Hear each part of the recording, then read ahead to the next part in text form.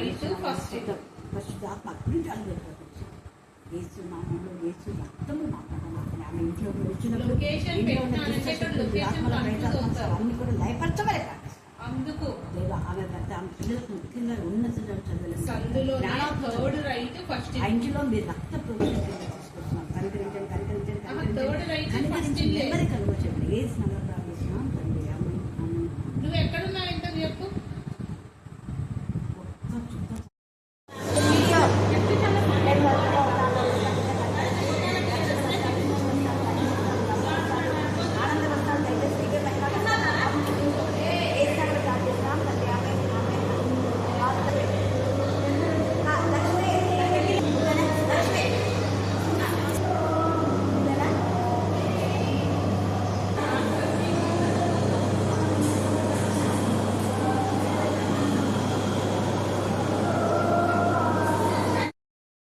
ప్రభు నామమునకు మహిమ కలుగును గాక. దేవుడిచ్చిన శ్రేష్టమైన సమయానికి తండ్రి అనే దేవునికి వందనాలు చెల్లిస్తున్నాను. ప్రత్యేక రీతిలో ఎంతగానో ఆహ్వానించిన మా సహోదరి ప్రశాంత్కి, తమ్ముడు స్టీవెన్కు చాలా వందనాలు. నిన్న వచ్చాను నేను ఆల్రెడీ. ఈరోజు రాలేమ్మా అంటే కూడా తను బలవంతం చేసింది. మరి ముఖ్యంగా ప్రార్థనకు ముందు 2 విషయాలు మాత్రమే నేను మీతో మాట్లాడాలనుకుంటున్నాను.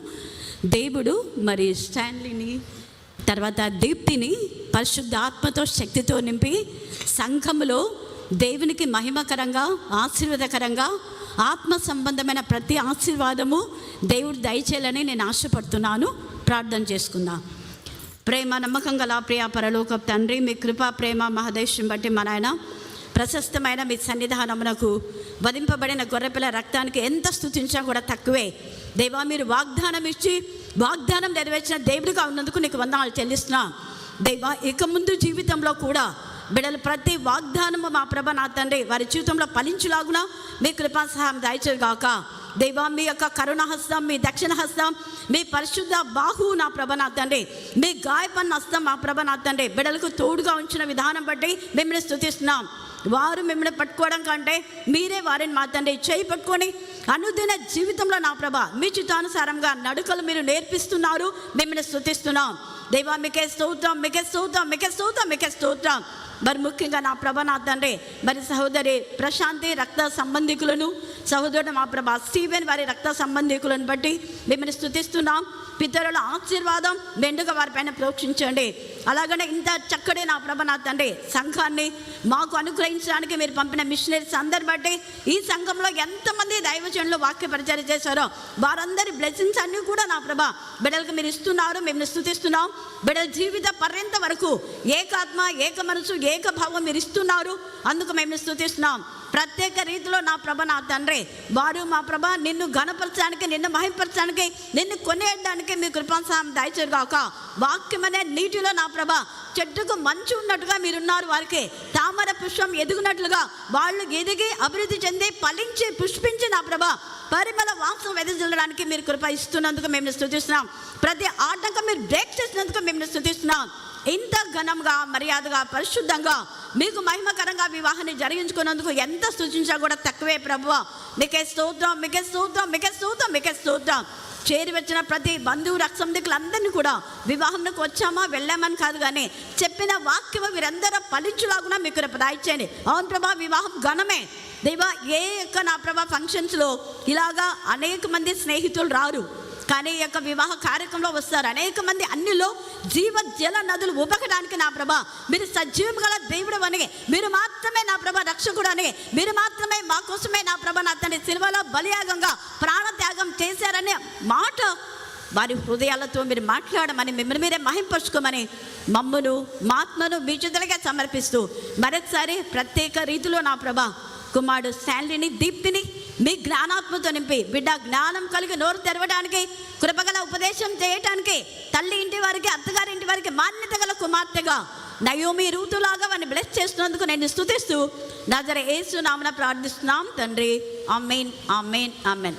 మరొకసారి చేరిన దైవజనులందరికీ మరి అవకాశం ఇచ్చిన మరి ప్రతి ఒక్కరికి ప్రభు నామమున వందనాలు చేస్తున్నాం. Thank you. ఫస్ట్ నేను ఇక్కడ వచ్చేటప్పుడు మా కాళ్ళలో ప్రార్థనలో తీసుకున్నదాన్ని కాదు. మా కాళ్ళ నొప్పులు, గడగ నొప్పులు చాలా ఫలితంగా ఉండేవి. అయినా నాకు దేవతండ్రి నాకు మా బలంలో ప్రార్థన చేసుకునే శక్తి నాకు ఇవ్వటానికి నేను సాక్షి చెప్పని అనుకున్నాను. ఇప్పుడు అక్క ఎంతసేపు ప్రార్థన చేసినా మా పొలం దగ్గర నిలబడి చేసే శక్తి నాకు ఇచ్చినాడు. మా పొలం నొప్పులు లేవు, నడుమ నొప్పులు కూడా కొద్దిగా ఉండవు. ఇంకా మరి నన్ను మా పొలంలో ప్రార్థించలేని స్థితిలో ఉన్నప్పుడు దేవుడు నాకు మరి ఆ శక్తి నాకు ఇచ్చినాడు. మరి అదేవిధంగా నాకు మరి గోడ విషయంలో అయితేనేమి, చెమ్మ డెలివరీ విషయంలో అయితేనేమి, ఏరియా వివాహం విషయంలో అయితేనేమి సంబంధం కుదిరి అది సహాయం చేసినట్టుగా అందరూ ప్రార్థించాలని మిమ్మల్ని కోరుకుంటున్నాను. అది ప్రతిదీ మేము మనకు మేలు చేసినప్పుడు నాకు సాక్ష్యం చెప్పుకున్నాను అనుకున్నాను కాబట్టి దేవుడి సాక్ష్యాన్ని దీవించి ఆశీర్వదించండి. మరి నా తండ్రి చేసినవి ప్రతి మేలు మనం సాక్ష్యంగా పంచుకోవాలని నా ఆశతో నేను చెప్తున్నాను. గ్రంథంలో నుండి కొత్త నిబంధన యోహాను సువార్త 15వ అధ్యాయము 1 నుంచి 11 వచనాలు చదువుకుందాం. నేను నిజమైన ద్రాక్షావళిని, నా తండ్రి వ్యవసాయకుడు. నాలో ఫలింపని ప్రతి తీగను ఆయన తీసి పారవేయను. ఫలించు ప్రతి తీగె మరి ఎక్కువగా ఫలింపవలనని దానిలోని పనికిరాని తీగలను తీసివేయును. నేను మీతో చెప్పిన మాటను బట్టి మీరు ఇప్పుడు పవిత్రులై ఉన్నారు. నా యందు నిలిచిండుడి, మీ యందు నేనును నిలిచి ఉండును. తీగ ద్రాక్షవల్లిలో నిలిచి ఉంటేనే గాని తనంతట తానే ఎలాగూ ఫలింపదో, అలాగే నా యందు నిలిచి ఉంటేనే కానీ మీరు ఫలింపరు. ద్రాక్షవల్లిని నేను, తీగలు మీరు. ఎవరు నా యందు నిలిచి ఉండునో, నేను ఎవరి యందు నిలిచి ఉండునో వాడు బహుగా ఫలించును. నాకు వేరుగా ఉండి మీరు ఏమీ చేయలేరు. ఎవరైనాను నా యందు నిలిచి ఉండని ఎడల వాడు తీగ వలె బయట పారవేయబడి ఎండిపోవును. మనుషులు అట్టి వాటిని పోగు చేసి అగ్నిలో పారవేతురు, అవి కాలిపోవును. నా యందు మీరును, మీ యందు నా మాటలను నిలిచి ఉండిన ఎడల మీకేది ఇష్టమో అడుగుడి, అది మీకు అనుగ్రహింపబడును. మీరు బహుగా ఫలించుట వలన నా తండ్రి మహిమపరచబడును. ఇందువలన మీరు నా శిష్యులగుదురు. తండ్రి నన్ను ఎలాగూ ప్రేమించనో నేనును మిమ్మను అలాగూ ప్రేమించితిని. నా ప్రేమ యందు నిలిచి ఉండడు. నేను నా తండ్రి ఆజ్ఞలు గైకొని ఆయన ప్రేమ యందు నిలిచి ఉన్న ప్రకారము మీరును ఆజ్ఞలు గైకొనిన ఎడల నా ప్రేమ యందు నిలిచి ఉండడు. మీ యందు నా సంతోషం ఉండవలననియు మీ సంతోషము పరిపూర్ణము కావాలననియు ఈ సంగతులు మీతో చెప్పుచున్నాను. దేవుడి పరిశుద్ధ వాటిని దీవించి ఆశ్రయించిన ఆమేన్. పడిన గొడపిన రక్తానికి ఎంత స్థుతించినా కూడా తక్కువే. చదువుకున్న లేఖన భాగంలో మా ప్రభు నా తండ్రి ఆశ్రయించి విరిచి అందరి జీవితాలు మీరు ఫలింప చేయండి. మనిషి ఆత్మ, అమృత ఆత్మ నచ్చని యేసుక్రీస్తు శక్తిగా నామమున గద్దించి పాత్రలో బంధించమని ప్రార్థిస్తాం. మానవ తలంపులు, పద్ధతులు, దైవోపదేశాలను బోధించే ప్రతి దుర్బోధ నుంచి మీరు విడిపించమని ప్రార్థిస్తున్నాం. వాక్యంలో వాక్శక్తిగా మీరు మార్చండి. వాక్యం బయట వెళ్ళించినప్పుడే ఆత్మీయ, మానసిక, శారీరక రుగ్మత నుంచి విడిపించమని ప్రార్థిస్తున్నాం. వాక్యం ద్వారా బలపరచండి, వాక్యం ద్వారా స్వస్థపరచండి. ఆయన వాక్యం ద్వారా దుష్ట శక్తులు, దురాత్మల, ప్రేతాత్మల, చేతిబడి, మాంత్రిక, క్షుద్ర శక్తి నుంచి విడిపించమని ప్రార్థిస్తున్నాం. దేవా నా తండ్రి మరి శాలం కుమార్తెల ప్రతి బలహీనత ఆ యొక్క గాయాలను కూడా మీరు మార్పమని ప్రార్థిస్తున్నాం. స్తోత్రం. అలాగే నా ప్రభా తండ్రి దేనా వాళ్ళమ్మకి ఈరోజు ఆపరేషన్ మీరు సక్సెస్ చేశారని మేము స్తుతిస్తున్నాం. దేవ శాంతి జీవితంలో మీరు చేసిన మేళకు ఎంత స్తుతించినా కూడా తక్కువే ప్రభా. ఏంటంటే నా భావన బట్టే నీకు మహిమకరంగా, ఆశ్చర్యకరంగా, ఘనంగా నా తండ్రి మీ నామ ఘనత నిమిత్తమే మన హాస్పిటల్లో ఇక్కడ జరిగించిన విధానం బట్టి మేము స్తుతిస్తున్నాం. నీ ఎంత భయభక్తి గల వాళ్ళు ఎక్కడున్నప్పటికీ నీకు ఏ మేలు కొత్తగా ఉండదు అని మీరు సెలవించిన వాగ్దానం నెరవేర్చిన దేవా మీకే స్తోత్రం, మీకే స్తోత్రం, మీకే స్తోత్రం, మీకే స్తోత్రం, మీకే స్తోత్రం. అలాగే 27వ తేదీ డాక్టర్ భావన వాళ్ళ ఇంటి ప్రతిష్ట నీకు మహిమకరంగా, ఆశ్చర్యకరంగా, ఘనంగా, మర్యాదగా, పరిశుద్ధంగా జరుగులా ఉన్న వాతావరణం మేము కత్తింపులో ఉంచుకోవాలని ప్రార్థిస్తున్నాం. మీరు సర్వశక్తి మంత్రులైనందుకు మేము స్తుతిస్తున్నాం. వాక్యంలో వాక్శక్తిగా మారుస్తున్నందుకు మేము స్తుతిస్తున్నాం. మాట్లాడే మీ బిడ్డకు నా ప్రభా మీరు సహాయంగా ఉండమని ప్రార్థిస్తాం. అబద్ధమైన దృష్టి నుంచి మీరు ఆలోచన చెప్పించండి ఆయన. దేవ మీకే స్తోత్రం, మీకే స్తోత్రం, మీకే స్తోత్రం, మీకే స్తోత్రం. ప్రతి ప్రార్థన మీరు వింటున్నారు. అనుదినము చిటికలను నేర్చుకున్న లేఖన భాగాలు వారి జీవితానికి మంచి పునాది మీరు వేస్తున్నందుకు మీకు ఎంత స్తుతించినా కూడా తక్కువే. దేవ నా ప్రభా అనుదినము నీ గడప ఎద్దరు చేరి, నీ ద్వారబంధం చేరి, నీ ఉపదేశం వినే వారు ధన్యులను సర్వించిన ఆ ధన్యకరమైన జీవితం ప్రతి బిడ్డకు దయచేసి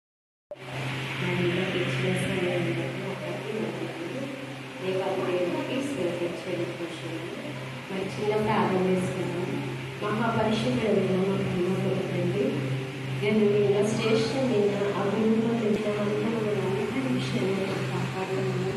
ఎక్కడైనా ఆర్థిక పరిస్థితి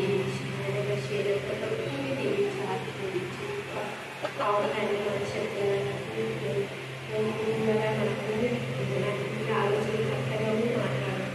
ఏది కాదు కాపాడుతున్నాను. నేను వాక్యం గ్రహించి వాక్యం సందర్శిస్తున్నాను.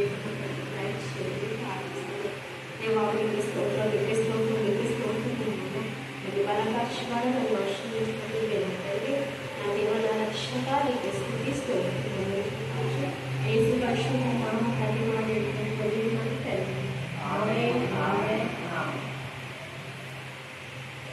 దేవుడు పొందుతాం.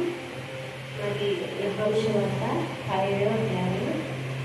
నేను నిజమైన ద్రాక్షావల్లిని, నా తండ్రి వ్యవసాయకుడు, నాలో ఫలించని ఫలింపని ప్రతి ఆయన తీసి పారవేయను.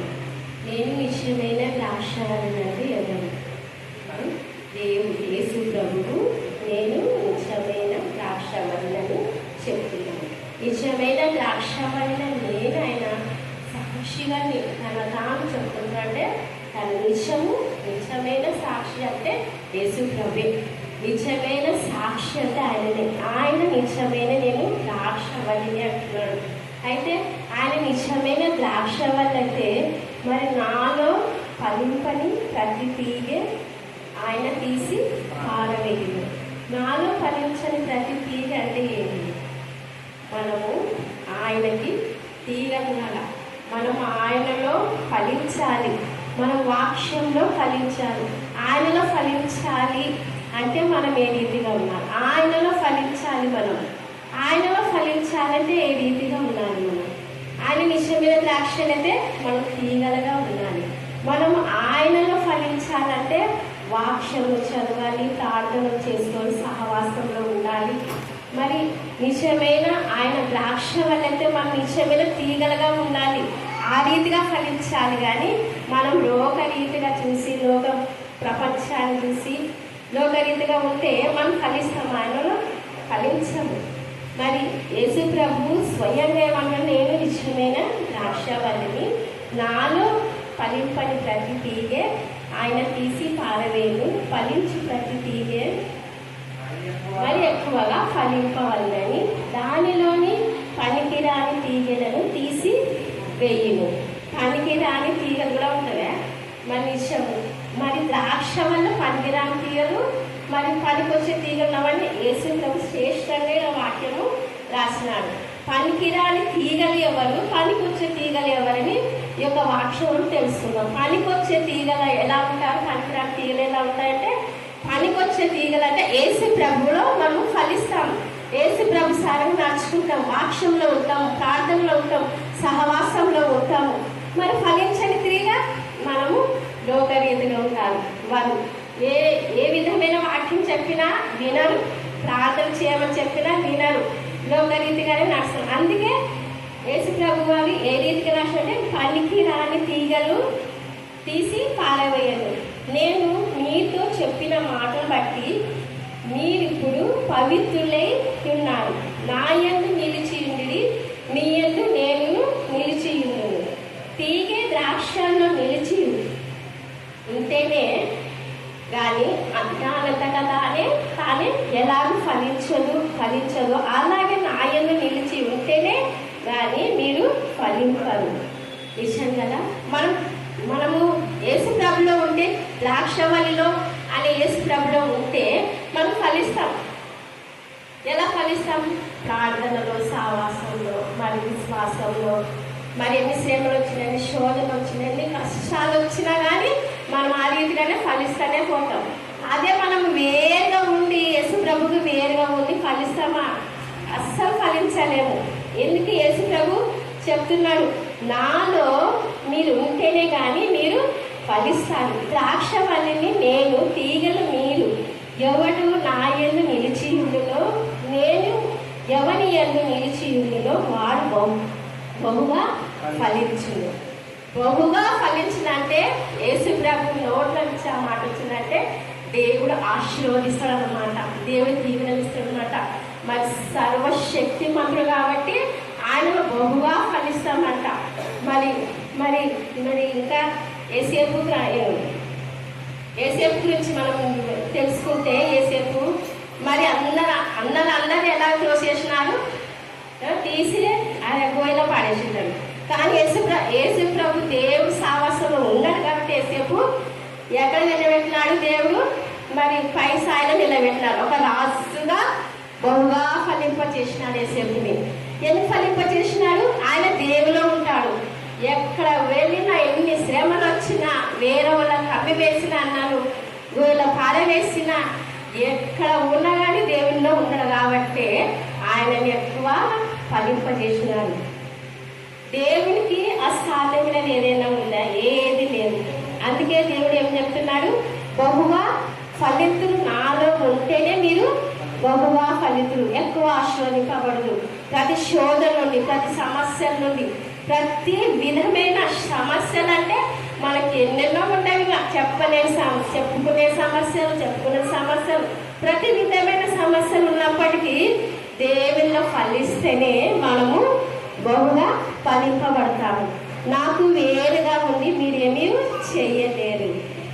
ఎవడైనా నా యందు నిలిచి ఉండని ఎడల వాడు తీగ వల్లే బయట పారవేయబడును. అగ్నిలో పారవేతులు అవి కాలిపోవును. నా యందు మీరు మీ యందు నా మాటలు నిలిచి ఎడల మీకేమి ఇష్టమో అడుగుడి, అది మీకు అనుగ్రహింపబడు. ఇంత తండ్రి యేసు ప్రభు ఇంత మనకి ఎంత స్వార్థంగా తండ్రికి అధికారము బిడ్డకెట్టేస్తాడు, అంత అధికారం ఇచ్చినాడు. ఇక్కడ నువ్వు నాలో ఉంటే నువ్వు ఏదంటావో, తల్లిని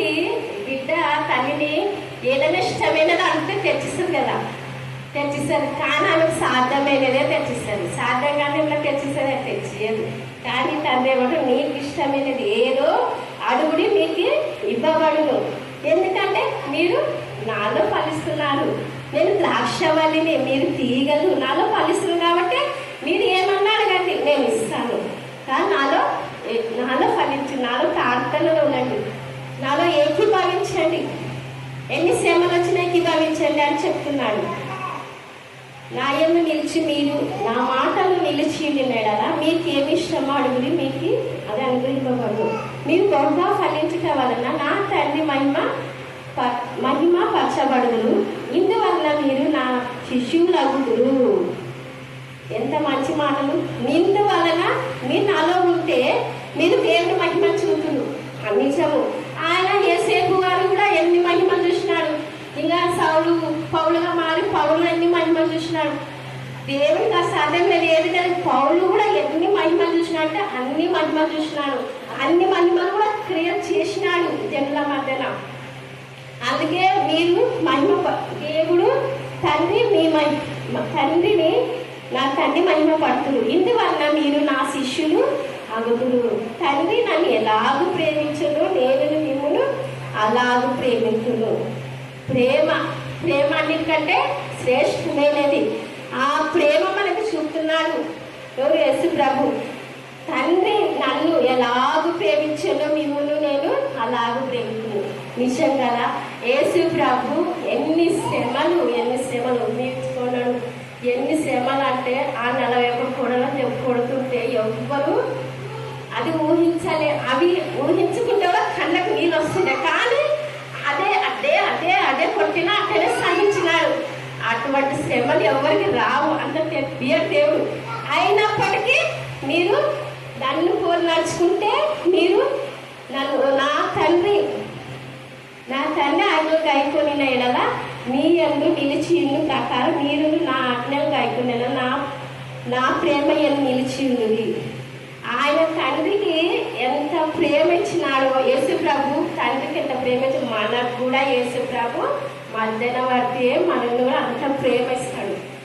ఎందుకంటే ఆయన తండ్రి చూస్తున్న ప్రేమ కుమారునికి, కుమారుడు మనకు చూస్తున్నాడు. అందుకే నాలో ఫలించుడి, నేను నిజమైన ద్రాక్షవల్లిని, నాలో ఫలించాలి, నాలో మీరు తీగలు, నేను ద్రాక్షవల్లిని. కానీ మీరు వేరుగా ఉన్నారా? మీరు వేరవల్లా? మీరు నా బిడ్డలు కాదని దేవుడు అన్నారా? కాదు, మీరు నా బిడ్డలు కాబట్టి నేను ద్రాక్షవల్లిని, మీరు తీగలు అన్నాడు. తీసేసినాడు యేసు ప్రభు మనల్ని. అందుకే దేవుడు మీరు తీసివేయబడకూడదని నాలో ఫలించుడి, బహుగా ఫలించుడి. అప్పుడు మీ తండ్రికి మీకు ఏది ఇష్టమో మీరు అడుగుడి, మీకు ఇవ్వబడును. దేవుని వాక్యం దీవించుగాక.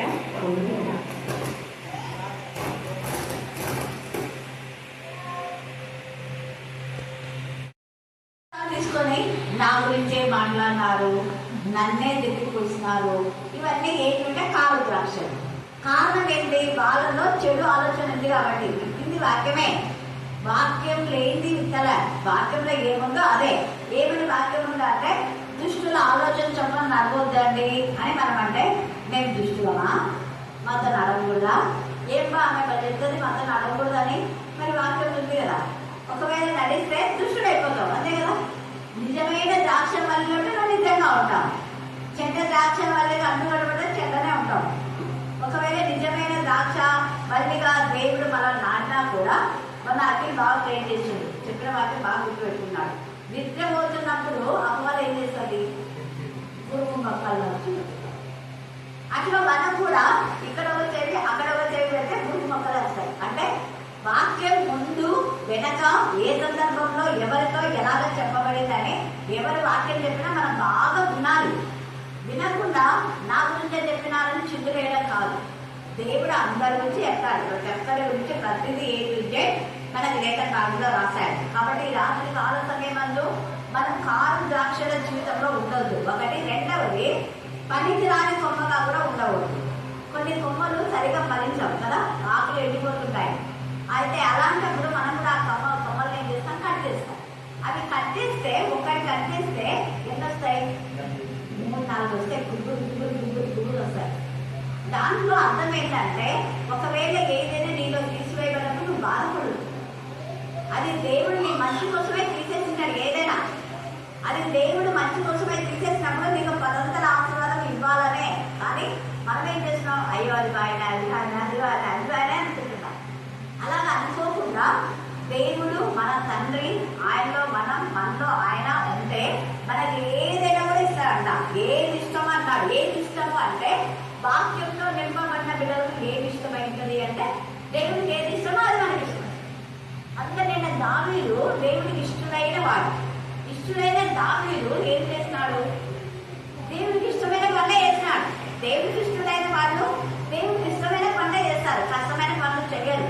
కింగ్ సౌలు దేవుడికి ఇష్టంగా లేడు, అందుకే ఇష్టం లేని పనులన్నీ చేస్తున్నాడు. దేవుడికి ఇష్టం లేని పనులు దౌర్జన్యం, అక్రమం, అవినీతి, అవిధేయత, గర్వం, అహంకారం, ద్వేషం, కల్మషం, కక్ష, ఈర్ష్య, పగ, ఇవన్నీ ఉన్నాయి. కామ, క్రోధ, మలం, ఆశ్చర్యాలు.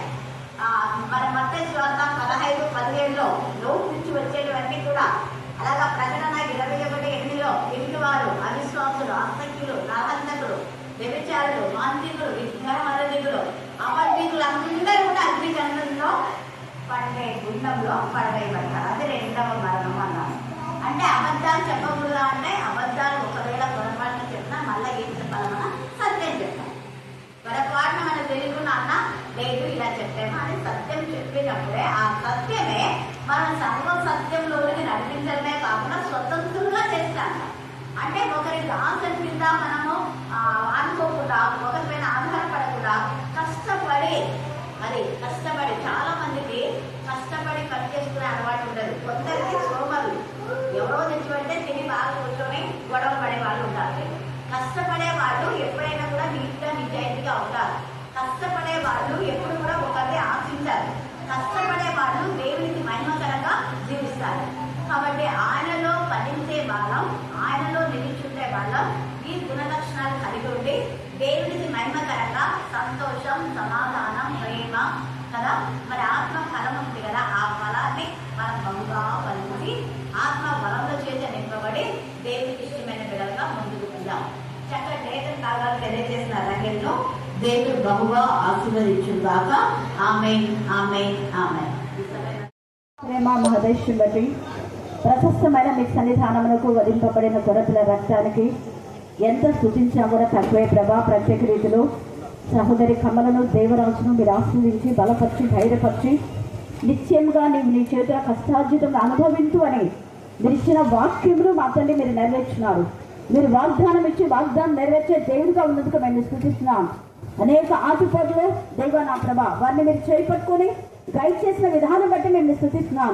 నడిపింప చేయి దేవుని ఆత్మ ద్వారా నా ప్రభా మీ యొక్క కరుణాహస్తం, మీ దక్షిణహస్తం, మీ పరిశుద్ధ బాహు, మీ గాయపన్న హస్తం నా ప్రభా వీళ్ళకు తోడుగా ఉంచిన విధానం బట్టి మేము స్తుతిస్తున్నాం.